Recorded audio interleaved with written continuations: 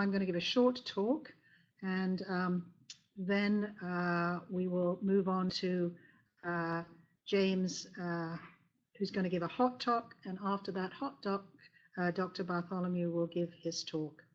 So what I'm doing now is give you a brief presentation, again in the theme of global health, and this is going to be on global outbreaks and interferons as first responders. So there have been many virus infections around the globe. As we heard one on HIV just now, where there are millions of people living with AIDS. Hepatitis is another major world global health burden, with over 2 billion people infected, 350 million chronically. Hepatitis C, 170 million people infected, every year 3 to 4 million. West Nile virus, which is obviously originated in the West Nile and is now in India and the Americas. And I want to point out that for many of these viruses that are global concerns, there is no treatment and no vaccine. Lassa fever. People are not aware that there are about 500,000 cases per year in West Africa. In China, this particular enteric virus infected thousands of children a number of years ago, but because of the earthquake, we heard little about it. Again, no treatment, same with Lassa virus. Dengue virus, there are 50 million cases per year in the Americas and Asias. Only now vaccines are being considered. Polio, which many people thought was eradicated because of the vaccine, is actually endemic in Afghanistan, India, Nigeria, Pakistan, Sierra Leone. We're switching from an inactivated polio vaccine to a live vaccine, and the reality is that this live vaccine has associated with it high morbidities and mortalities, which we need to be concerned about. Ebola virus, we heard about the Ebola virus outbreak in West Africa, 2014 to 2016. No treatment at that particular point in time, a vaccine under consideration now, but again, its long-term effects, how effective it's going to be, the dosing still unclear. And the point is that this particular virus infection has a huge fatality, up to 90%. Smallpox, many of you would argue, but we've eradicated smallpox.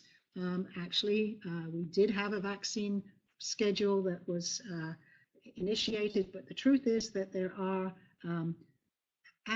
are numbers of aliquots of this particular virus such that were stored for various reasons in Russia and the US, and if these were to get into any hands of bioterrorists, we would have an outbreak, and the truth is we have no vaccine at the moment or treatment. Influenza A, we're all acutely aware of how flu pandemics can pop up around the globe, and despite having seasonal vaccines, these viruses mutate very rapidly, and very often the vaccine may be ineffective. Rift Valley fever virus in Kenya, again an issue. We have yellow fever, human papillomavirus, Epstein-Barr virus, chikungunya, which is emerging more and more in the Americas, Africa, and Asia, and again, no treatment. There's SARS and MERS viruses in the Middle East and South Korea, no vaccines, no treatment. Zika virus has come to everybody's attention recently in the Americas and Asia, and only now a vaccine is being considered, but in terms of treatment, there is no treatment. So, with all this in mind, what am I talking about? And it's about that first line of defense against any and all virus infections, which is our innate immune response. And within the first 24 hours of the first day, this innate immune response that Dr. Graham referred to is absolutely critical and determines the outcome from all of those virus infections that I've mentioned. And again, bear in mind, for many of them, there is no vaccine and there's no antiviral. So what we do know is that innate immune response is absolutely dependent on what we call a type 1 interferon response. So what are interferons? Type 1 interferons. Most commonly, we think of them as the interferon alphas and interferon beta, though there are many other types. And the key point here is that they all bind to the same cell surface receptor. And this cell surface receptor is ubiquitously expressed on every cell type in our body, not surprisingly, because viruses can be respiratory viruses, infecting our nasal passages, our lungs, our respiratory tract.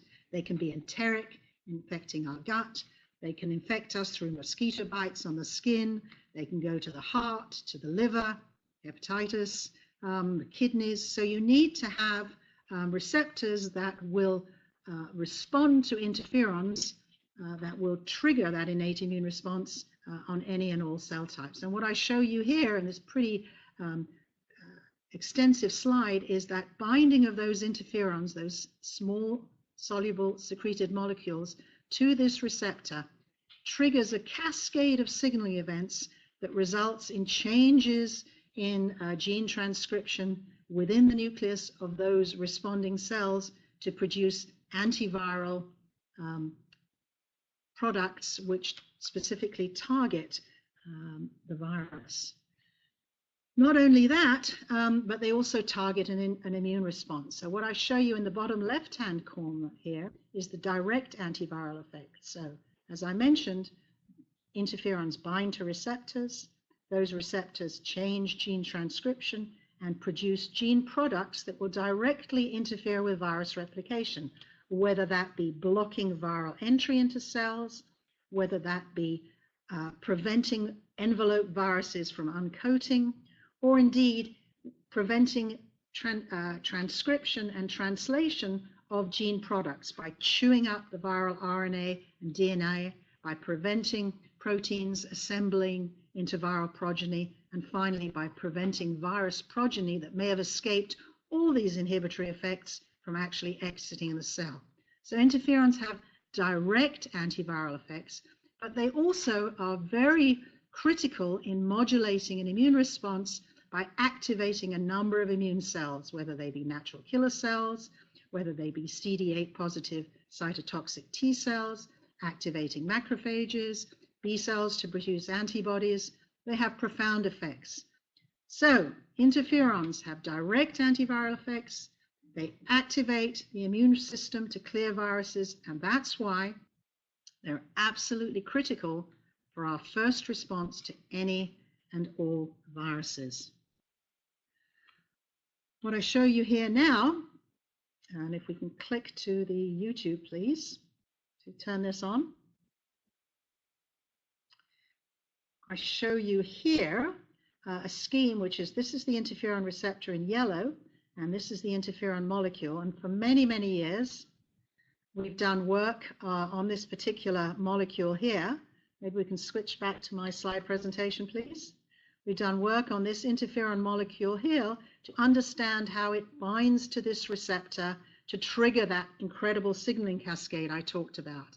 And to cut to the chase, a very long story over very many years, what we found is that the affinity of this molecule for the receptor determines the signaling output and determines the strength of the biological antiviral response.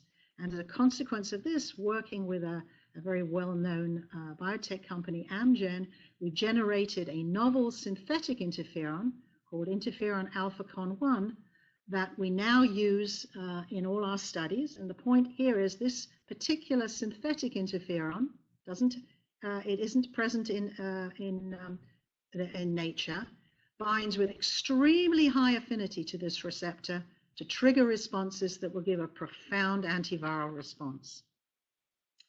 So let's first cut to the chase and talk about one of those viruses that we learned about a number of years ago in 2003, the SARS coronavirus, which resulted in over 8,000 infected individuals around the globe and 251 deaths. And certainly it arrived in our doorstep here in Canada. And what we did is we undertook a clinical study at the time in Toronto where we looked at the efficacy of interferon in patients. So what I want to show you first is in vitro work with using increasing doses of the drug. We looked at the ability of this particular novel synthetic interferon to inhibit virus infection. And you can see interferon was extremely effective at blocking virus. Notably, the drug that we used at the time as standard of care, ribavirin, had absolutely no effect on preventing virus replication. We went on to treat patients, and in the upper panel I show you those over a period of time, their chest x-rays, And you can see as they get milkier looking and more cloudy, that means that their respiratory involvement got worse and worse. These patients had a respiratory infection with the virus. They needed nasal prongs. They needed to be intubated, whereas those who received this novel synthetic interferon cleared the virus very quickly in their lungs. And in fact, the half time to looking at their lung pathology was clearance of virus was much faster in the interferon treated group than in the non-interferon treated group. And when we looked at oxygen saturation in the blood, in other words, that tells you how well oxygenated they are. We could see that the patients who received interferon were well oxygenated. They never required nasal prongs. They never required intubation, whereas those who didn't receive interferon did. So that's one story. Now, for the rest of my talk in the last few minutes, I want to go on and talk to you about the next outbreak where we looked at interferon. So with SARS, why is it, I guess one could ask, is why do we even have to treat with interferon? And the reality is that many viruses, and now we've learned the SARS virus as well, included amongst them, many viruses encode in their genome factors to very specifically block that interferon production in response to virus infection. The SARS virus encodes in its genome a factor that blocks interferon production. So when we came in with interferon treatment, we actually override that blockage and can kick into place a response to interferon in the host. Ebola virus is another virus, influenza virus, you name the virus. Many of them evolved over time to actually invade an interferon response by encoding in their genome factors to block interferon production. Ebola virus is another perfect example. It encodes in its genome factors that will block interferon production. But let me first talk a little about the outbreak. So the outbreak occurred in West Africa and these countries. There were over 28,000 individuals involved that we know about, confirmed positive, and the death rate, fatality rate was very high, about 11,000. Again, what we know of. And Guinea is surrounded by many of these countries, and that's where the outbreak started. At the time of the outbreak, there was no vaccine and no antivirals. In preliminary studies, we were able to show, in collaboration with a friend at USAMRIID in the USA, that increasing doses of interferon was able to inhibit the virus. This is again using this interferon alpha-con-1, this novel synthetic one. But the problem was that we couldn't actually do studies because my lab is a level 2 lab, as most labs are around the world, and Ebola virus requires a level 4 lab. So working with colleagues at the NIH, this is Ebola virus genome, we used what was called a virus-like particle, a testronic mini-genome, where we take out some of the nasty bits of the virus so we can do all this work at level 2. And again, I'm going to cut to the chase and tell you about some studies that we did in vitro. So in a level 2 lab, using these virus-like particles, which are not as infectious and as lethal, so you can work at level 2, we looked at a number of different potential antivirals. Some of these we looked at because they were already being considered as antivirals at the start of the outbreaks. Obviously, interferon alpha and interferon beta, because we'd had some preliminary data to show they were antiviral. Toremifene is an estrogen inhibitor, which estrogen receptor inhibitor had shown some promise. These three you're probably familiar with, 1, 2, and 3, because they're part of heart treatment, anti-HIV, and there's lots of similarities between replication of Ebola virus and HIV. Favipiravir was being considered by a Japanese company, and cidofovir.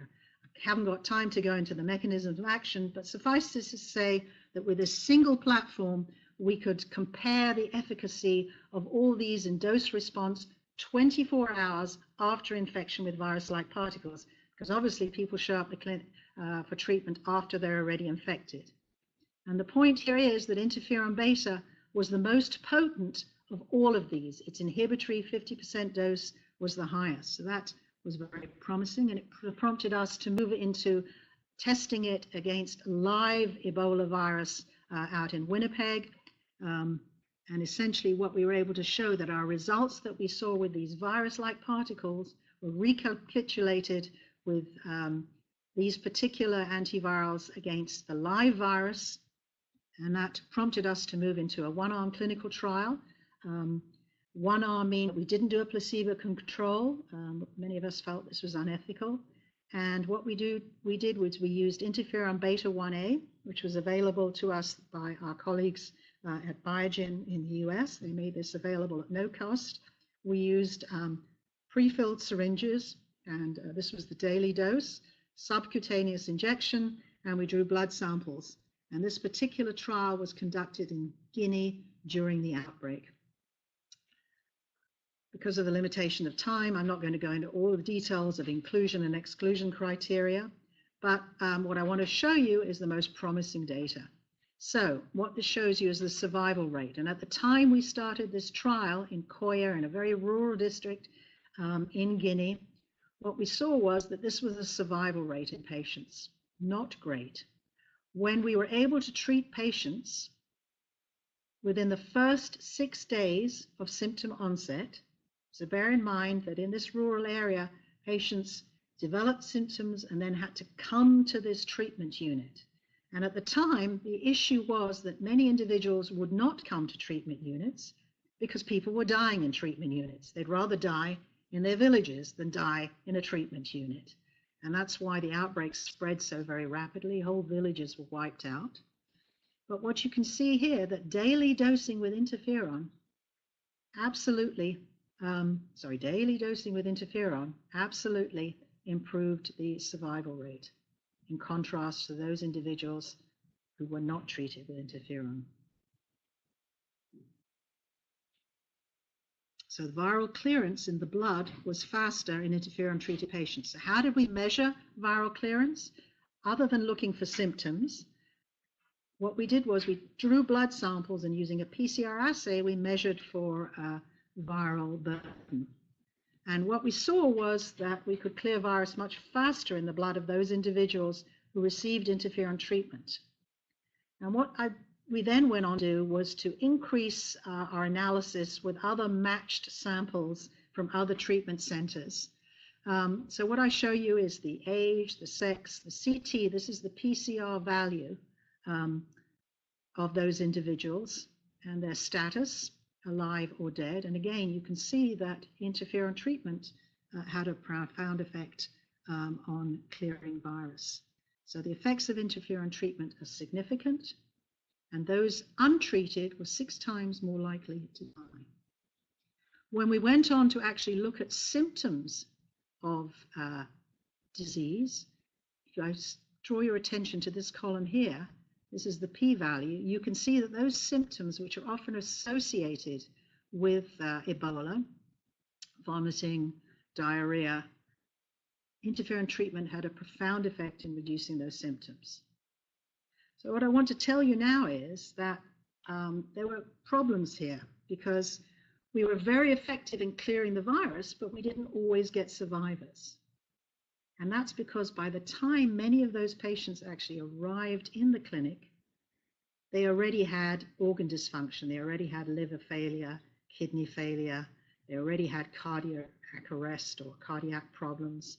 So although we saw in their blood evidence of clearing the virus, there was such severe organ failure that their likelihood of survival was very slim. And in fact, as you may recall, many individuals who were flown out of these infected areas and were brought to the US, the UK, they were able to survive primarily because in tertiary care centers in the first world, we have those facilities that can deal with kidney failure, liver problems, and cardiac problems.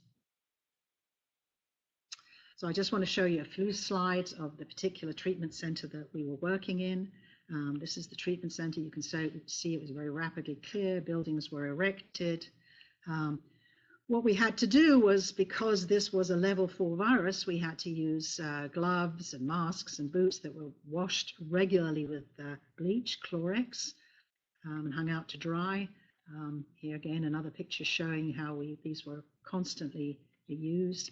This is the very crude lab facility we had to set up. Here's the containment box. You can see that it's pretty crude, but it did the trick. We were able to do our analysis there. And here are just some of the survivors who we've been following since this particular outbreak. And the remarkable thing is that to date, those individuals who were treated with interferon and survived show none of these long-term sequelae, none of these long-term effects of Ebola infections, such as sight loss, hearing impairment, joint pain, myalgias. Those individuals who survived interferon treatment have none of these long-term effects. So what we're hoping is, should there be another Ebola outbreak, we'll be able to rapidly introduce interferon in a study and compare its effects with one of the other drugs that's been shown to be effective, ZMapp or ZMapp, perhaps even in combination studies, because not everybody will have access to vaccine. So in the absence of vaccine, you always need to have an antiviral. So I hope the take-home message from what I've said today is that interferons are first responders to any and all virus infections, and perhaps in global outbreaks, we should consider them also as first responders. And what I show you here are those individuals who've been involved in all these studies over the years, and specifically in the Ebola studies, and I want to thank them.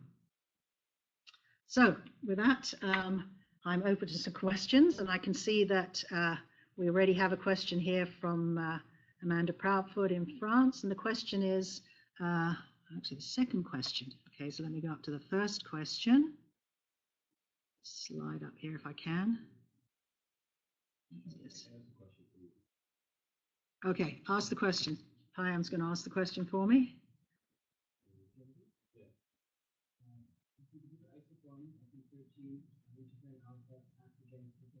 Okay, so do the different isoforms, 13, yes, you're correct, of the interferons act differently against different viruses? So that's a really good question. So indeed, there are 13 different interferon alphas and 1 interferon beta. And the question is, when we talk about cytokines, why are there 13 that are, over time, why do we keep 13? As I mentioned to you, they all bind to the receptor slightly differently. But at the end of the day, the strongest binder will give you the best viral outcome. What we do know is that if you look at the promoter regions of those genes for the different isoforms, they're subtly different. And what we expect, we've done work on this, what we believe is that different viruses will induce different subtypes of the interferon alphas, and that's why we've maintained the 13 different interferon alpha subtypes. The second question was the induction of natural interferon lower in the patients who died compared to those who survived?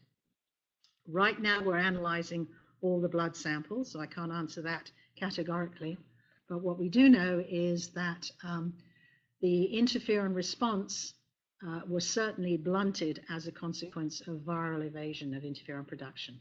There's a question from the floor here.